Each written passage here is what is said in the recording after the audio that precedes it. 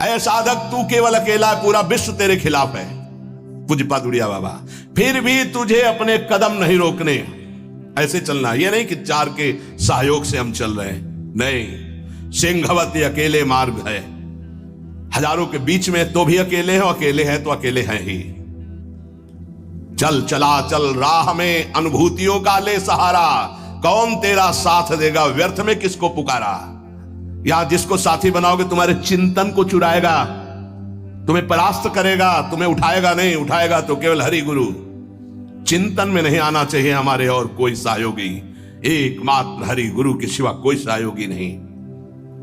नाम जापक सावधान, तुम्हारा तिरस्कार होगा। तुम्हें उस तिरस्कार से पराभूत नहीं होना, उदास नहीं होना, निराश नहीं होना। तुम्हें उत्साह संपन्न होकर नाम गाने सदा रुचि, तुम्हारा उत्साह बढ़ना चाहिए। सह गया, बड़ी कृपा हुई। जैसे कोई किसी ने गाली दिया, उपहास किया, और आप निकल गए तो आपके हृदय में शीतलता आएगी। सह गया, क्रॉस हो गए, एक परीक्षा में पास हुए। राधा राधा राधा, बड़ी कृपा श्री जी की। उसने बहुत अपमान किया, तिरस्कार किया और हमको क्रोधित करने की चेष्टा की, लेकिन हृदय में क्रोध नहीं आया, बचा लिया श्री जी ने। नाम की बड़ी कृपा, बड़ा आनंद आएगा, देख लेना। उस समय उपासक को आराध्य देव की विशेष कृपा समझनी चाहिए, जब तिरस्कार, अपमान, निंदा और झुकना पड़े। झुक गए तो उठ जाओगे, और उठ गए तो टूट जाओगे। ये मार्ग है, समझना। संसारी आदमी क्या देखा, झुका दिया ना, हाँ भैया हम झुक गए। जे ही तुम झुके तो इतने ऊंचे उठा दिए जाओगे कि वो देख नहीं पाएगा, वो ऐसे भी नहीं देख पाएगा, इतने ऊंचे उठ जाओगे। ये मार्ग का रहस्य समझना। जो इस मार्ग में है कि झुक नहीं सकता तो टूटना पड़ेगा, ये माया रौंद देगी तुम्हें। तृणादपि सुनिचेन, झुकना पड़ेगा। झुको, झुकने से ही तुम निकल जाओगे और ऐसी ऊंचाई पर चढ़ जाओगे कि कोई तुम्हें झुका नहीं सकेगा। वो समय आएगा। अतएव इस नाम की महिमा सुनने के बाद यदि नाम में प्रीति नहीं हुई तो पक्का दुर्भाग्य बहुत जोर का है। सदा सर्वत्रास्ते ननु विमलमाद्यम तब पदम, तथापेकम स्तोकम नहीं भवतरो पत्रम अभिनत, क्षणम जिह्वाग्रस्थम तव तु भगवन्नाम निखिलम, समूलम संसारम कृसति कतरत सेव्य मनयो। यद्यपि नाम बहुत पवित्र महामहिम है, निष्कल है, निष्कारण है, ब्रह्म स्वरूप है, तथापि महामहिम करुणामय है। इसलिए घोर पापी की भी जिह्वा नाम को ले सकती है। पर वही नामी सर्वत्र विराजमान है, किसी के भी दुख नहीं मिटा रहा। ध्यान देने का विषय। सर्वदा सर्वत्रास्ते ननु विमलमाद्यम तव पदम, यही परम पद स्वरूप भगवान सबके हृदय में विराजमान, लेकिन सकल जीव जग दीन दुखारी, सबके हृदय अछत विकारी, गोस्वामी जी लिख रहे हैं। लेकिन सकल जीव जग दीन दुखारी, क्यों ऐसा? बोले तहां बेदस कारण राखा, भजन प्रभाव संत श्रुति भाखा। भगवान के होने पर दुर्गति नहीं रुकी, लेकिन सदगुरु के हो जाने पर जो नाम दे दिया आप, सदगति नहीं रुक सकती। प्रभु ये देख लिया कि आपसे भी बढ़कर महिमाशाली और करुणामय आपका नाम है, पर यह है तो आपके हेतु की ही कृपा कि हमारी जिह्वा पर आपका नाम आया, आप हमें गुरुदेव रूप से मिले। अब ये नाम संपूर्ण संसार को जो अविद्या सजाती है, इस अविद्या को जड़ मूल से नष्ट कर देगा। अतः प्रभु हमने निर्णय किया है, महर्षियों ने निर्णय किया है कि आपसे बढ़कर के आपकी महिमा, आपका गुण, आपका प्रेम समुद्र जो स्वरूप है, उससे भी बढ़कर के नाम है। क्योंकि आपके होते हुए दुर्गति नहीं रुकी, लेकिन जब नाम हमारी जिह्वा पे आ गया तो सब बात बन गई। आपन्नः संस्कृतिम घोराम यन्नाम विविशो गृणन, ततः सद्यो विमुच्येत यदि बिभेति स्वयं भयम। हर जीव जन्म मृत्यु के चक्र में बड़ा घोर दुख प्राप्त कर रहा है। इस स्थिति में एक ही परम साधन साध्य महर्षियों ने निश्चय किया है, प्रभु का मंगलमय नाम। जो नाम उच्चारण करना प्रारंभ कर दिया वो स्वयं मुक्त हो जाता है और भगवान के नाम जापक भक्त से भयभीत होकर भय भाग जाता है, इसलिए वो निर्भय हो जाता है। मान लीजिए तो जान जाओगे। एतन् निर्विद्यमानाना मिच्छताम कुतो भयम योगिनां नृप निर्णीतम हरिर्नामानुकीर्तनम। जो लोग इस लोक में या परलोक में परम मंगल और परम सुख और परम उन्नति चाहते हैं, जो संसार के दुख को मिटाकर महासुख में निमग्न होना चाहते हैं, जो निर्भय मोक्ष पद चाहते हैं या योग संपन्न सिद्धियां चाहते हैं या शास्त्रों का परम ज्ञान चाहते हैं, जो भी चाहते हैं वो नाम जपना प्रारंभ कर दे, सब कुछ प्राप्त हो जाएगा। जिसने नाम स्वीकार कर लिया सब कुछ जागृत हो जाएगा। नैवं विधा पुरुषकार उरुक्रमस्य पुंसाम तदंगी रजसा जित सद्गुणानाम चित्रम विदूर विगतः सकृदा ददीत यन्नामधेय मधुना सजहाति बंधं। आहा, जिन्होंने नाम जब प्रारंभ किया, भगवान के चरणों का नाम का प्रताप उदय हुआ, वो शरीर के सारे विकारों पर विजय प्राप्त कर लेते हैं। बातों से नहीं, नाम जप से, बातों से नहीं। भूख प्यास शोक मोह जरा मृत्यु ये छह सबको अधीन किए। काम क्रोध लोभ मोह मद मत्सर ये छह सबका क्षय किए हुए हैं, नाश कर रहे हैं। मन पांच ज्ञानेंद्रियां ये छह, काम क्रोध आदि छह, भूख प्यास शोक मोह जरा मृत्यु ये छह, इन सब पर विजय प्राप्त कर लेता है नाम जापक। पांच ज्ञानेंद्रियां कब्जे में, मन उसके कब्जे में, भूख प्यास शोक मोह जरा मृत्यु कोई भय नहीं उसको। काम क्रोध लोभ मोह मद मत्सर इन पर विजय किससे? नाम से, नाम से, भजन से। बारी मथे घृत होए बरु सिकताते बरु तेल बिनु हरि भजन भवतरी या सिद्धांत पेल। अन्य कोई पुरुषार्थ नहीं, सबसे बड़ा पुरुषार्थ तुम्हारे नाम जिह्वा पर चलने लगे। चाहे संसार से बहिष्कृत एकदम नीच घोर पापी हो, यदि वो प्रभु का नाम जपना प्रारंभ कर दे तो जगत पूज्य हो जाएगा। अहो वत्स पचतो गरीयान यज्जिभ्याग्रे वर्तते नाम तुभ्यम ते पुस्तपस्ते जुहवो सस्नुरार्या ब्रह्मा नोचुर नाम गृणंति एते। वो चांडाल भी सर्वश्रेष्ठ जगत पूज्य हो जाता है जिसकी जिह्वा के अग्रभाग पर भगवान का नाम विराजमान है। उसने तपस्या कर ली, यज्ञ कर लिया, तीर्थ स्नान कर लिया, सदाचार का पालन कर लिया, सब वेदों के अध्ययन का फल प्राप्त कर लिया, जिसने नाम जपना प्रारंभ कर दिया। इसलिए बड़े बड़े ब्रह्मवादी ऋषियों का, शास्त्रों का, भक्तों का, सबका एक साथ मत है कि निरंतर नाम जप ही सर्वश्रेष्ठ साधन और साध्य है।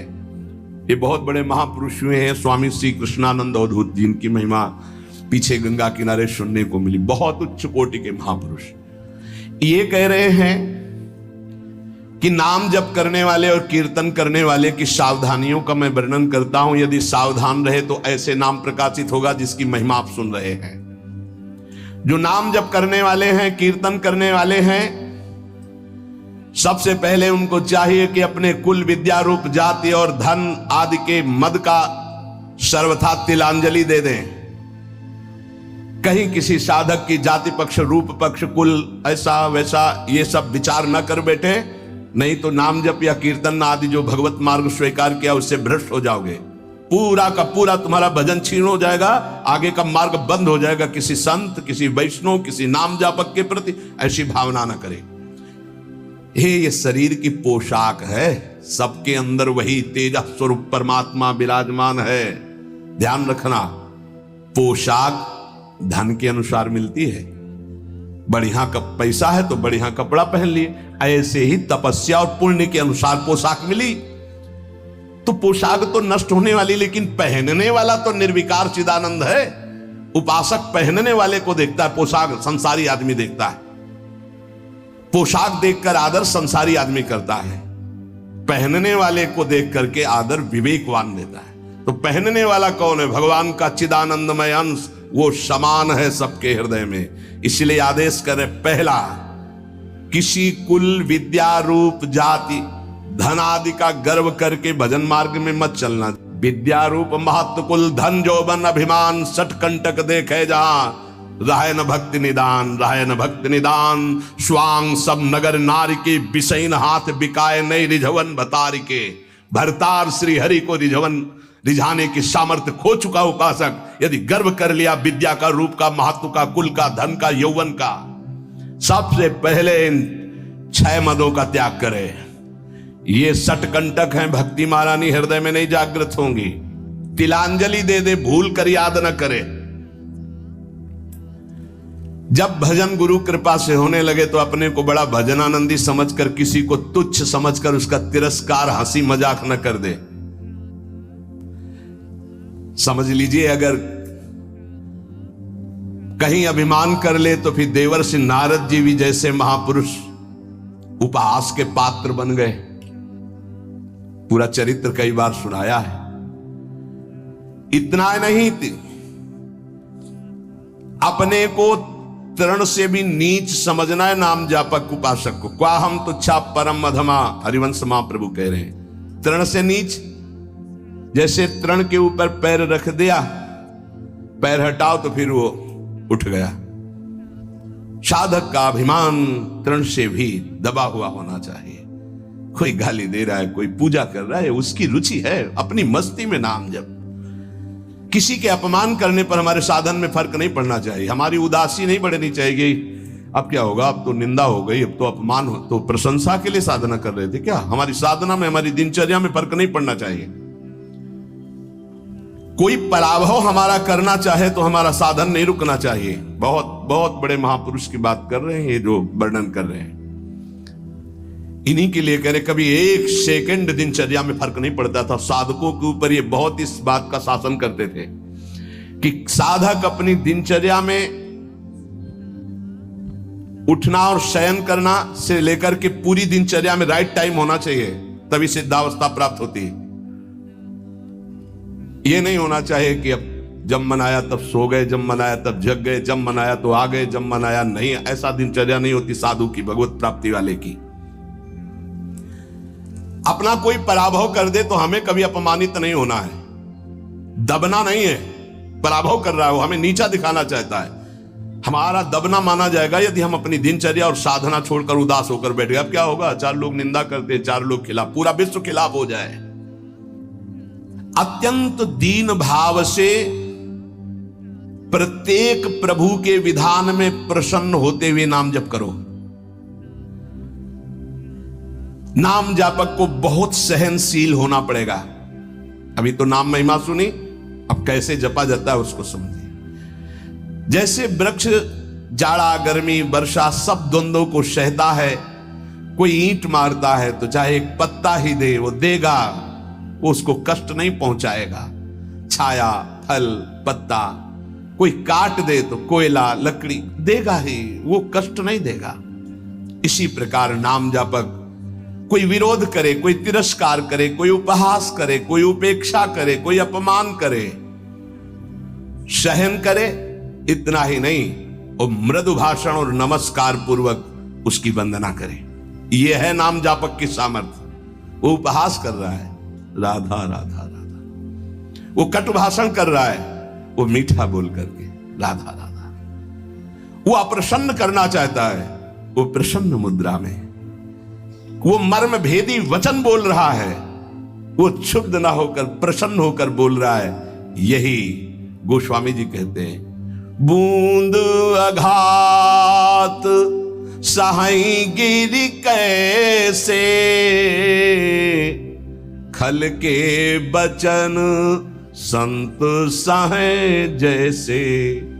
जैसे महान पर्वत पर बूंदे गिर रही, क्या फर्क पड़ता है?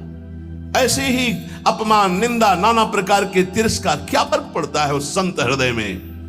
बूंद आघात सहाई गिरी कैसे, खल के बचन संत सहे जैसे। अत्यंत विनम्र, सहनशील, मान की किंचन मात्र भी इच्छा और परवाह नहीं, सबको सम्मान देते हुए निरंतर प्रभु का प्रसाद उपासक को प्राप्त होता है, जो नाम जप नाम कीर्तन करता है। नाम जापक में आचार शुद्धि, शरीर शुद्धि और भाव शुद्धि तीनों अत्यंत आवश्यक हैं। भाव संशुद्धि पहला, नाम जापक पहला लक्ष्य बनाए कि नाम का फल केवल नाम निरंतर जपना है। भगवान भी आके सामने खड़े हो जाए तो नाम जप बंद नहीं होगा। यह हमें सामर्थ्य चाहिए, ये भाव संशुद्धि। अगर हम जिनका नाम जप रहे हैं वो आ जाएं और कह दें कि नाम जपना छोड़ दो, मैं आ गया, तो हम नाम जपना नहीं छोड़ेंगे, आप चले जाइए। आप जाएंगे कहां? पतंगो यथा त्वा मनुभ्राम्यमाणा, डोरी हाथ में है, पतंग प्रियालाल है, नाम है डोरी, राधा राधा राधा, जाओगे कहां? हमारे समीप रहोगे। पूज्य भाई जी महाराज, पूज्य गोस्वामी तुलसीदास जी महाराज, वो महान उपासक जो राम से भी बढ़कर के राम के नाम का आदर किए हुए हैं। प्रभु आए, नाम छूट गया तो नाम से बढ़कर नामी हो गया।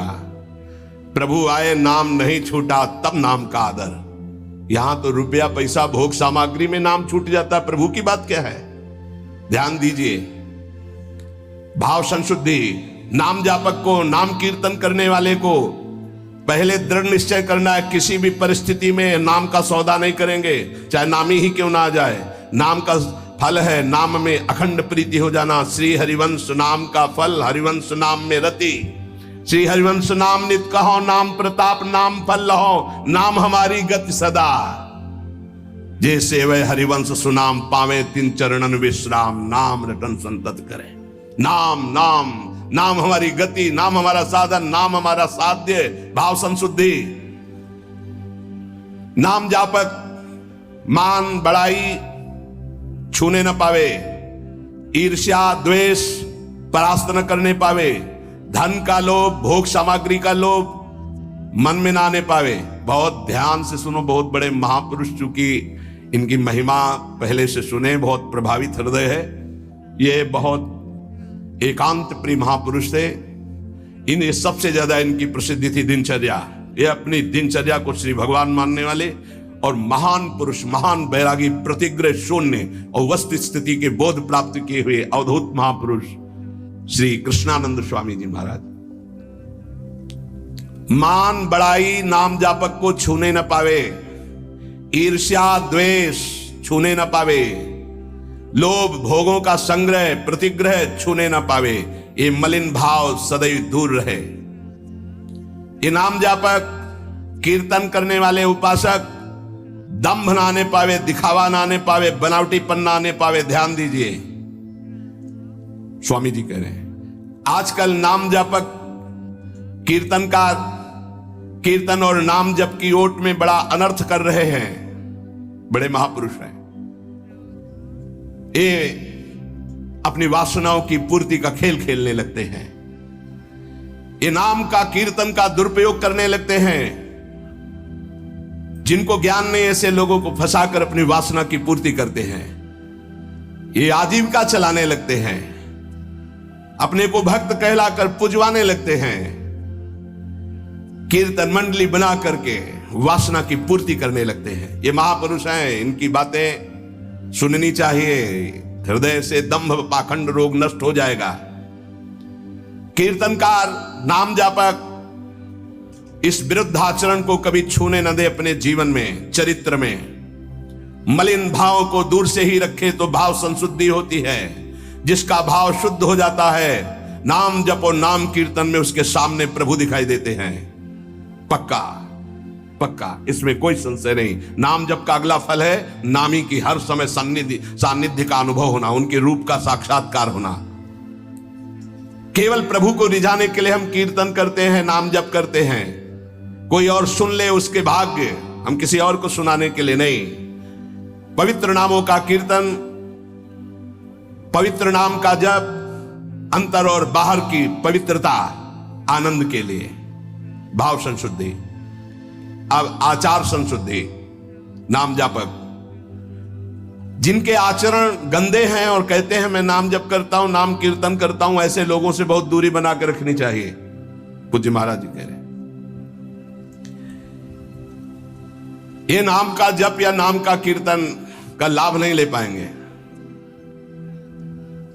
जो लोग अपनी शास्त्रीय मर्यादा का त्याग करके पाश्चात्य सभ्यता का अनुकरण करते हैं और अपने को नाम कीर्तन या नाम जापक कहते हैं, भक्षाभक्ष का विचार नहीं, जितेंद्रियता नहीं, पवित्रता नहीं, इनको कभी नाम सफल नहीं हो पाएगा।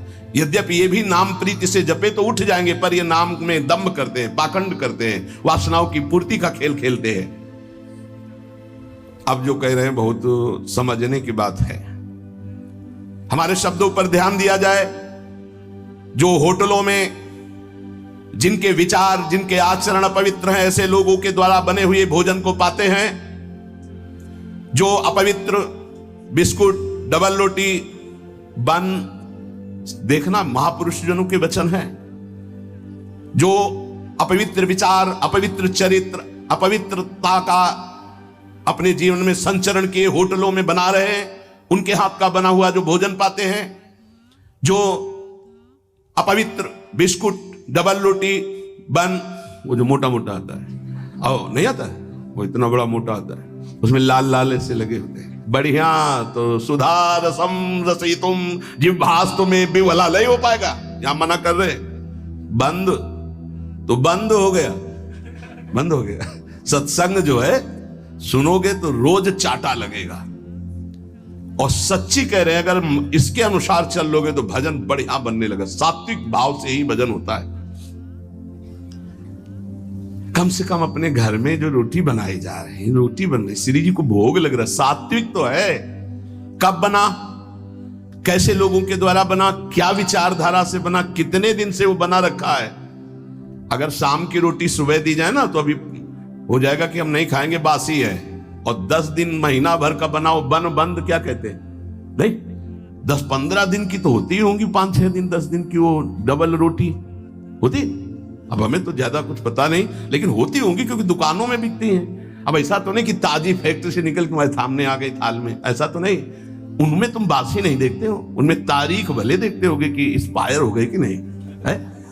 अगर शाम की एक्सपायर हो गई तो भी चल जाएगी कि क्योंकि कल की तक देखो, यहां मना कर रहे हैं, अगर मान लो तो मान लो, नहीं सुबह नाश्ता बिस्कुटे से करने का मन होगा और यहां मना कर रहे हैं। अपने घर की एक रोटी बना लो, हल्का सा नमक लगा के फिर पालो तो कैसा रहेगा। उसके साथ आप नाश्ता कर लो, एक रोटी बना लो। ये डबल रोटी की क्या जरूरत है, फिर डबल बुद्धि हो जाएगी, डबल रोटी में बुद्धि डबल हो जाएगी। बन बन नाम जप में मन नहीं लगेगा। हाँ, माला हाथ में बार बार ऐसे ऐसे करोगे, चर्बी बढ़ जाएगी। भजन के लिए भाई मना कर रहे स्वामी जी। होटलों का भोजन, बिस्कुट, डबल रोटी, बन, प्याज लहसुन से बना हुआ भोजन, फिर आगे तो बहुत ही निषिद्ध है जो अंडा, मांस, मदिरा आदि का सेवन करते हैं। ये जो लोग ऐसा भोजन करते हैं व्यर्थ में अपने को भजनानंदी और प्रभु प्रेमी बताते हैं। प्रभु प्रेमी कहकर अपने स्वधर्म का अपमान मत करो, अपने धर्म का तिरस्कार मत करो। ऐसा भोजन पाने वाला कभी भजनानंदी नहीं हो सकता। ये महापुरुषों के वचन है। कैसे चित्त शुद्ध हो सकता है? नियमाकुल जिसने स्नान नहीं किया है, जिसके वस्त्र पवित्र नहीं, उसके हाथ का बनाया हुआ भोजन पा रहे हो होटल में, तुम्हारा चित्त शुद्ध हो जाएगा। सात्विक आहार का सेवन करने वाला ही, सात्विक वृत्ति वाला ही आगे भजन में बढ़ता है। जो राजसिक तामसिक भाव वाले पुरुषों के द्वारा बना बनाया भोजन स्पर्श कर लिया जाए तो उसमें रजोगुण तमोगुण आ जाता है। फिर जिनको पवित्रता का ज्ञान नहीं, होटल में खड़े हैं, वो नहाए हैं कि नहीं नहाए, वस्त्र कैसे हैं, उनका विचार कैसा है, वो शौचालय जाके कितनी पवित्रता करते हैं और दाल रोटी बना करके वो दे रहे हो, आप उसी कुर्सी में वही मांसाहारी पा गया है, वही तुम पा रहे हो, वही मांस बना है, वही तुम्हारा भोजन बना है, दाल रोटी फ्राई। अब उसके बाद जो तुम्हारे दिमाग की फ्राई होगी उसको कौन बचाएगा? रजोगुण तमोगुण जो तुम्हारे अंदर छाएगा। इसीलिए भजन की सिद्धि कहां जागृत हो रही? दंभ जरूर जागृत हो जाएगा, नाटक जरूर कर लोगे, लेकिन वास्तविक स्थिति थोड़ी आएगी।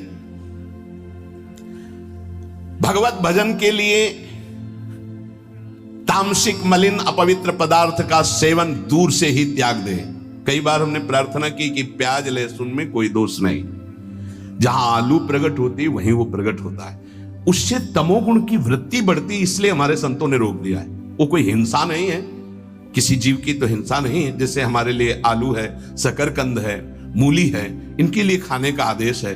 कहीं कहीं गाजर निषेध, कहीं कहीं गाजर लेते भी हैं। अब ये जो प्याज लहसुन है केवल तमोगुण के कारण निषेध। तमोगुण आ जाने पर निद्रा आलस्य प्रमादोत्थम, वो भजन में नहीं लग पाएगा। तो भजन विरोधी वृत्ति का हम त्याग करते, इसलिए हम उस तमोगुण भोजन का त्याग करते।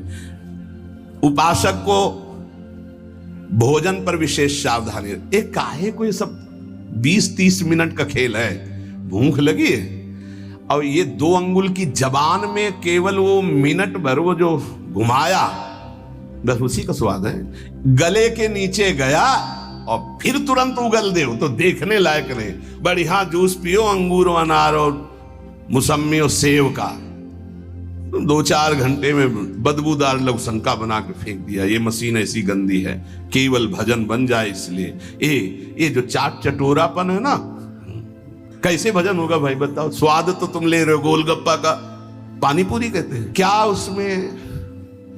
वो जब हाथ से घोर रहा था तो सैनिटाइजर लगा थोड़ी धोया था कि उसको पवित्र किया। क्या क्या कैसे कैसे वो पदार्थ बने, कैसे वो सामग्री बनी। तुम नाम जापक हो, भगवत प्राप्ति करना चाहते हो, दुकानों की बनी बनाई चीजें तुम खाकर भजन करना चाहते हो। चाहे कोई कितना परिपक्व अवस्था को प्राप्त हो, अशुद्ध भोजन होने पर भजन खींचना पड़ता है, और शुद्ध भजन होने पर भजन ईश्वरित से होता है। इसीलिए वो अनुभव करके, सिद्ध पुरुष ही अनुभव करके लिखते हैं, साधकों के अनुभव थोड़ी होते हैं, सिद्धों के अनुभव है। तो हमें लगता है कि 2 मिनट की बातें, जबान के स्वाद की बात, भोजन को हमें सुधारना चाहिए। ये चीजें तो साधक को पानी ही नहीं चाहिए। देखो बहुत बढ़िया बात है, जाओ घर, एक परेठा बनाओ, नमक लगाओ, श्री जी को ऐसे अर्पित करो, आप पालो, बाल भोग आपका बढ़िया हो गया। बढ़िया रोटी बना लो, दाल बना लो, सब्जी बना लो, प्रभु को भोग लगाओ, तो उदर पोषण, सात्विक वृत्ति, भजनानंदी आपका स्वभाव बने। हम भजन करने वालों के लिए कह रहे हैं कि प्रायः जितना सावधान रहोगे भोजन में, उतना अच्छा रहेगा। भगवत भजन के लिए आपके शरीर और वस्त्र दोनों शुद्ध होने चाहिए। पवित्रता का निर्वाह करना ही होता है। आजकल तो बाथरूम के उतने वस्त्र धारण करो शौच में, जितने, या तो एक ऊनी हो तो वो चल जाएगा, वो वहीं रखा रहता है, उसको धारण किया, शौच आदमी गए, उसको उतार के रख दिया, पवित्र हुए, फिर वस्त्र धारण किए। अगर सूती वस्त्र आप पहन करके जाते हैं और वो कमर के निचले, तो वो धोना पड़ेगा आपको। जैसे बार बार जाना हो तो उनको ऊपर समेट लिया, क्लिप लगा ली। पवित्रता का व्यवहार करें। अगर आपका शरीर अपवित्र, आपके वस्त्र अपवित्र, आपका भोजन अपवित्र, तो परम पवित्र पुण्य श्लोक भगवान का नाम जप करो, भगवान का नाम कीर्तन कर पाओगे, तभी भाव नहीं आएगा।